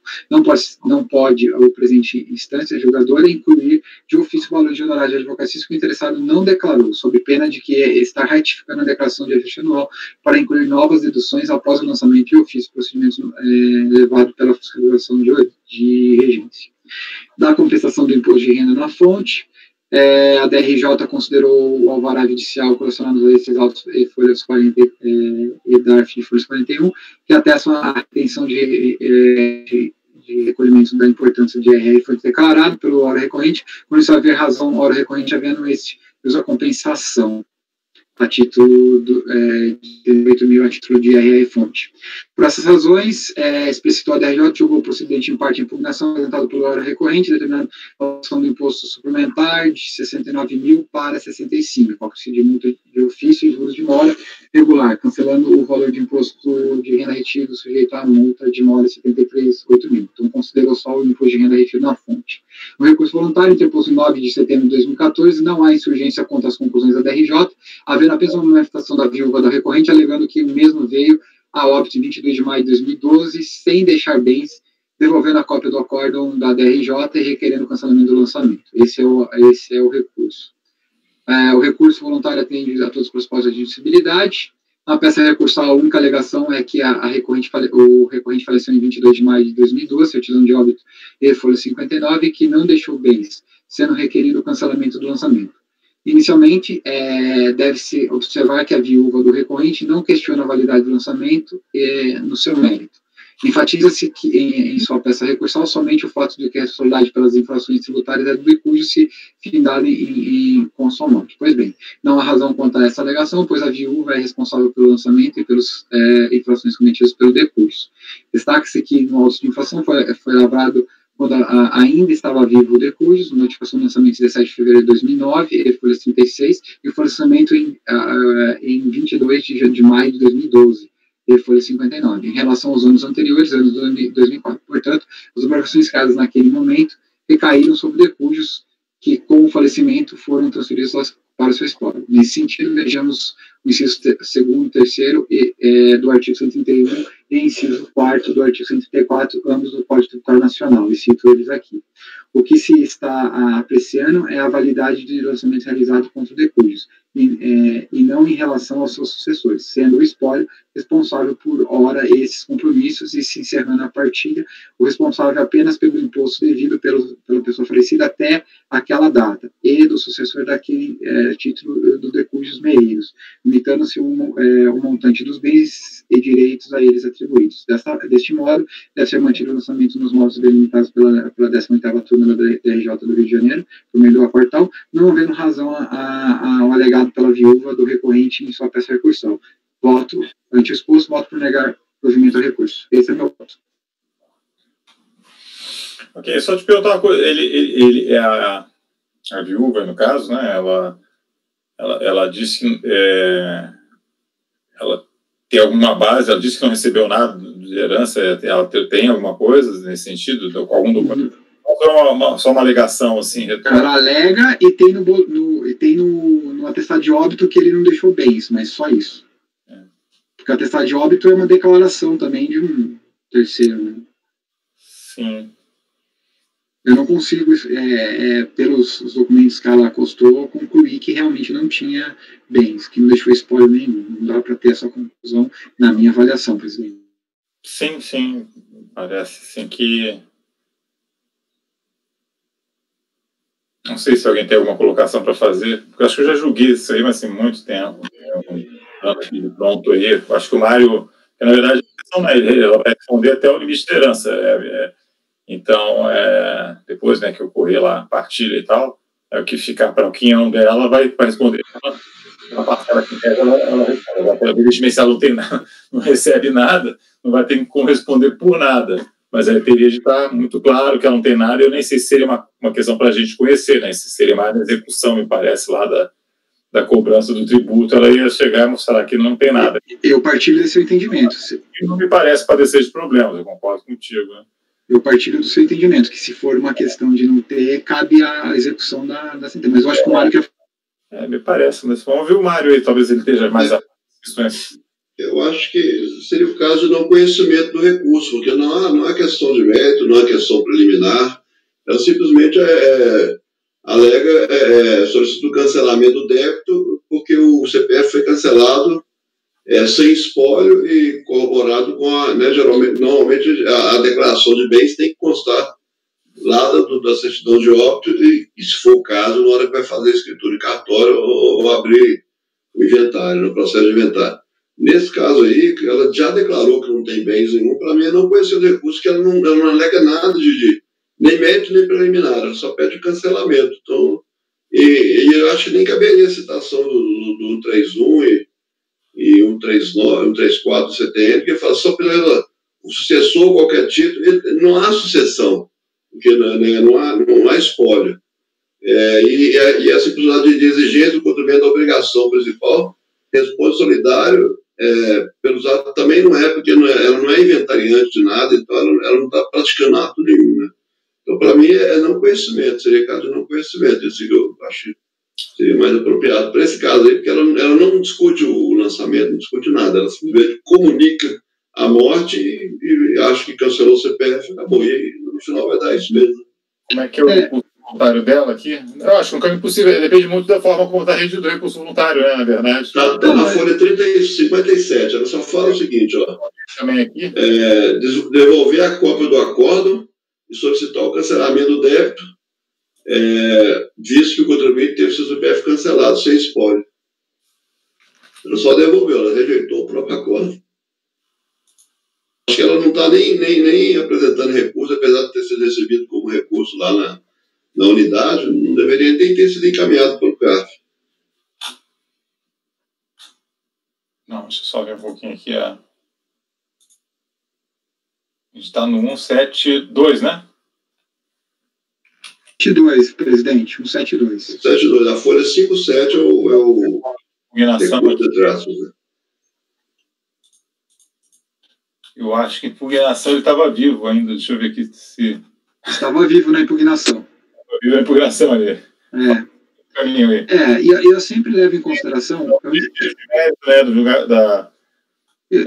Só tem razões de inconformidade. Foi um caso igual da do Ludmilla, parece, não, Ludmilla? Eu entendo, Mário, que sendo pessoa física e não tendo a preciosidade na forma de recorrer, eu acabo sempre tentando analisar ao máximo, tá? Só estou contando para você quais os meus fundamentos, porque eu entendo o que você está falando, mas assim, muitas vezes ela achou que aquilo era defesa, e aí eu adentrei ao que ela falou, mas é apenas justificando por que eu parti para esse caminho. Seria muito mais fácil eu não conhecer o recurso. Eu, pessoa física também, eu posso até fazer esses tipos de registro, mas eu tendo a fazer uma análise de mérito, ainda que fale que seja o caso de não conhecimento, como eu acho que o Mário tem razão, que assim, tecnicamente falando, seria o caso de não conhecimento, mas eu superaria também e apreciaria. Só um pouquinho, gente. Então, mas não tem análise de mérito, ele está simplesmente rejeitando, não dando provimento, justamente porque não foi discutido no mérito. Eu acho que tem um aspecto psicológico de quando você faz ainda que seja para negar e falar que não tinha fundamento, do que você receber um recurso que ficou vários anos para ser julgado com uma questão formal de não conhecimento. Mas aí eu acho que eu fico preocupado. Porque aqui, por exemplo, fala, portanto, as obrigações criadas naquele momento recaem sobre o decurso, que, como você falou, foram transferidos para o espólio. Na verdade, não tem espólio. Né? Então, a gente... Não, Mário, mas isso aqui eu estou fundamentando, eu estou falando como que ocorreria a execução. Eu acho que tem que ver o contexto do que está sendo falado aí. O Mário aqui, até porque é uma questão ali interna, na página 61, né? Com o Mário que saiu ao mesmo tempo da Receita aqui. Então, na página 61, tem informação do próprio Receita Federal ali, colocando que a situação do CPF cancelada sem espólio. Então, nos próprios bancos de dados da Receita está com a informação de que não houve espólio, né? Então, no caso desse, o que acontece com esse auto de infração? Né? Tipo assim, tá lá o auto de infração, vai lá para o administrativo, digamos que a gente não mantivesse, tá? Negasse provimento. Ou não conhecesse esse recurso que na prática vai dar na mesma, né? Isso aí vai voltar lá para a repartição, aí eles vão intimar já tem uma informação dentro da repartição de que não teve espólio, né? Então, em tese, não tem espólio para bens para serem transmitidos para o espólio, quer dizer, esse espólio é vazio, então não vai ser transmitido, aí, teoricamente, para a viúva aí. O que acontece? Não necessariamente você sabe, né? O que aconteceria com esse lançamento aí? Né? Alguém vai chegar e vai dar um carimbo, enfim, até para saber se vai ter qualquer tipo de prejuízo pode ter para assim, um encaminhamento aqui que a gente der na situação concreta.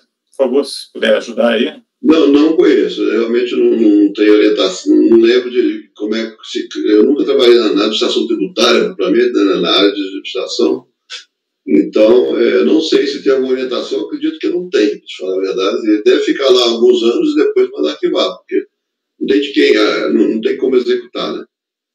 Eu acho que tem orientação mais recente para arquivar. Tu tem orientação para mas agora, que isso é um caso rotineiro, né? A pessoa, se for lançada a auto-infração, a pessoa, imagina que não tivesse viúva nem herdeiros, né? Fosse um solteirão. Lava uma auto-infração lá contra a pessoa falece, bom, alguma coisa vão ter que fazer com isso aqui, né?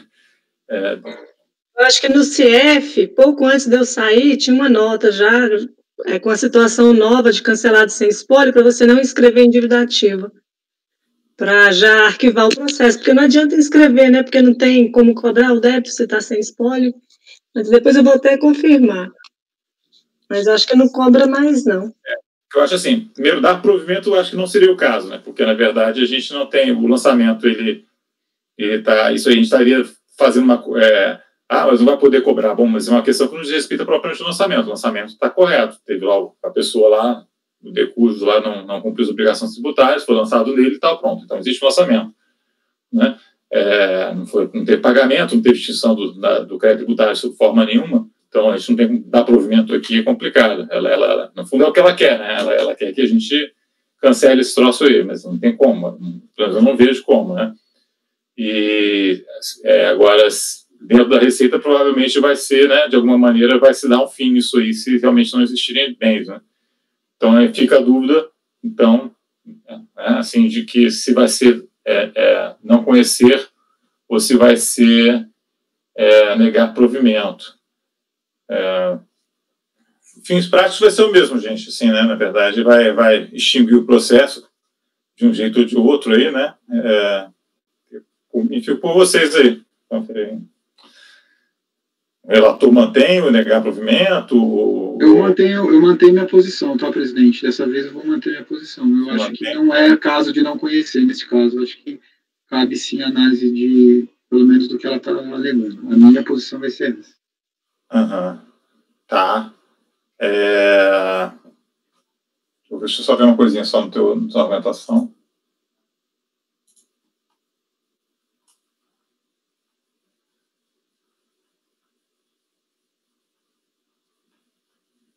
Ok, bom, o relator tem o posicionamento dele, né? Então vamos passar a votação do adiantado da hora. Doutor Mário, como vota? E não precisa ser consensual, tá, gente? Divergência, não tem, a gente não não podemos dar as mãos sempre e a mesma conclusão, tá? Eu vou abrir essa divergência, então, pelo fato que não há nenhum tipo de alegação relativamente ao lançamento propriamente no recurso, se pode ser chamado de recurso, né, na peça que ela apresentou, ela simplesmente comunica o falecimento e pede o cancelamento, considerando que o CPF está cancelado também. Então, para mim, era caso de não conhecimento desse recurso por ausência de matéria a ser trabalhada. Ok. O Martim, como vota? Vou acompanhar o relatório, tá vendo o exposto do conselheiro Mário. Sara?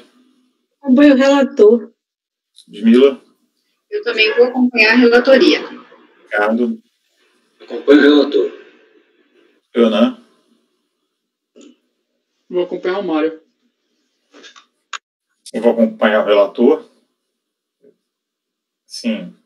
Eu acho que parece haver uma razão recursal aqui, né? A partir do momento que ele diz, visto que o contribuinte teve seu CPF cancelado sem spoiler. Isso para mim, é algum tipo de fundamentação para fins de cancelamento de débito fiscal, ainda que, né, que ele tenha um pedido recursal de reforma solicitado, que é o cancelamento do débito fiscal, significa reformar a adesão da LJ, e tem uma razão. Que a penata é precária e tal, mas, a meu ver, ele existe, ainda que formulada de uma maneira, né, assim, totalmente não técnica, dá para ser conhecido, assim, com certa dificuldade, reconheço, mas acho que dá para conhecer. Então, ficou por maioria de votos, negar provimento ao recurso, vencidos os conselheiros Mário e Leonan, que não conheciam do recurso. Eu vou pedir, então, para encerrar a gravação, para a gente poder ir um pouco mais adiante. Acho que não tem... Se a gente puder adiantar um pouco hoje, eu acho que é melhor para todo mundo, né? Alguém está com algum compromisso às 6 horas e tal. A gente pode adiantar um pouquinho, tá? Pode. Eu só queria pedir uma pausa para ir ao banheiro, que como eu vou ficar relatando, tomar uma água. A pausa de 5 minutos para o banheiro. Vamos encerrar. Por favor. Vou pedir para... 10 minutinhos. 10 minutinhos? Tá. Tá bom.